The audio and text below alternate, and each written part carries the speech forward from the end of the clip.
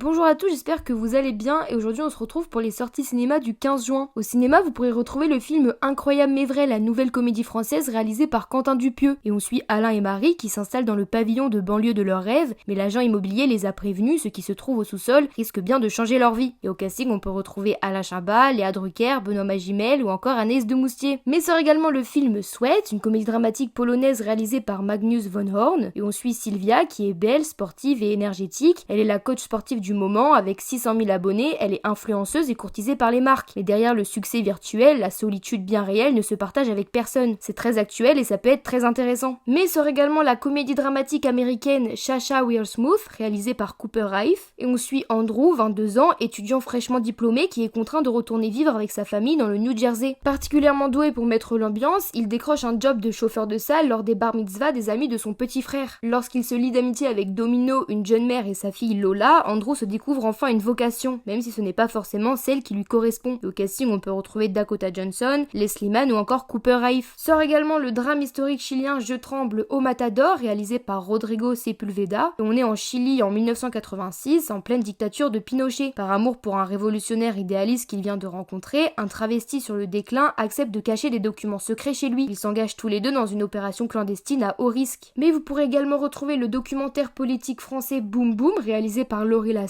La réalisatrice rencontre Pierre à l'automne 2018. Quelques semaines après, ils manifestent ensemble au cœur du mouvement Gilets jaunes. Leur corps se mêle à des milliers d'autres qui expriment leur colère dans la rue tous les samedis des mois durant. Et comment concilier l'amour libre et la révolution quand tout autour les en empêche, les blesse et les réprime. Mais vous pourrez également retrouver le drame allemand Le Prince, réalisé par Lisa Birwirth. Et on suit Monica, une galeriste à Francfort qui n'a rien en commun avec Joseph, diamantaire congolais en attente de régularisation, qui survit de combines plus ou moins légales dans la même ville. Tous deux pensent qu'ils sont différents, qu'ils ne sont pas le produit de leur environnement et qu'ils vont pouvoir surmonter les obstacles. Pourtant, la défiance s'immisce dans leur amour. Mais sort également la comédie française Fraté de Carole Rocher et Barbara Brancardini. À la suite de l'enterrement de son père dans son village en plein milieu du Maquis corse, Doumé découvre l'existence d'un frère, Lucien, avec qui il devra partager l'héritage laissé par le patriarche, à condition d'arriver à cohabiter un mois dans la maison familiale. Sous fond de légitimité culturelle et d'héritage immobilier, un rapport de force va s'installer entre Lucien, le fils de sang, et Doumé, le fils adoptif. Et au casting, on peut retrouver Thomas N'Gijol ou encore Carole Rocher. Sort également le documentaire de société Mon Amour, réalisé par David Teboul. C'est l'histoire d'un homme qui se rend au bout du bout de la Sibérie. Il a connu l'amour à Paris il y a 10 ans et il l'a perdu. Les hommes et les femmes de ces villages de Sibérie pourront-ils le lui rendre? C'est ce qu'il va leur demander, de raconter ce qu'ils ont vécu de l'amour, eux qui connaissent le désastre, le froid et l'alcool. Sort également le drame néerlandais Demain je traverse, réalisé par Seppi Defarzi, et on suit Maria, policière grecque, mère célibataire et fille unique. Elle jongle avec ses problèmes d'argent, sa fille adolescente, sa vieille mère et la crise grecque qui fait qu'elle perd son poste à Athènes et doit accepter un poste sur l'île de Lesbos. Youssof, un jeune Syrien qui fuit la guerre, arrive à Lesbos et veut aller de l'avant en Europe. Leur destin se croise un bref moment dans une gare qui semble être une zone de paix mais qui en réalité ne l'est pas. Celui qui semble être le plus libre des deux l'est peut-être le moins. Finalement, au cinéma, vous pourrez retrouver le film Je t'aime, filme-moi, une comédie française de Alexandre Messina. Ce film est un hommage à l'amour et au cinéma. Il mêle une fiction à l'italienne, des déclarations d'amour authentiques et des points de vue contrastés sur l'amour et le couple. Les deux personnages principaux nous embarquent dans l'intimité des vrais gens. Nous traversons les routes de France dans leurs différents vans et camionnettes transformés pour l'occasion en mini-studio de cinéma. Leur concept, filmer des déclarations d'amour et les livrer directement par camionnette à leurs destinataires. Et nous découvrons au fur et à mesure que notre duo et leurs propres aventures personnelles s'entremêlent subtilement avec les gens qu'ils filment. Pour finir, vous pourrez retrouver une sortie Netflix et il s'agit de Spiderhead, un film d'action américain réalisé par Joseph Kosinski. Dans un futur proche, deux jeunes détenus doivent affronter leur passé dans un établissement dirigé par un homme brillant à l'esprit visionnaire. Celui-ci mène des expériences sur les prisonniers avec des médicaments agissant sur leurs émotions. Et au casting, on peut retrouver Miles Teller ou encore Chris Hemsworth. C'est tout pour les sorties de la semaine. J'espère que ça vous aura donné envie de voir des films et nous on se retrouve la semaine prochaine pour les prochaines sorties. Bisous!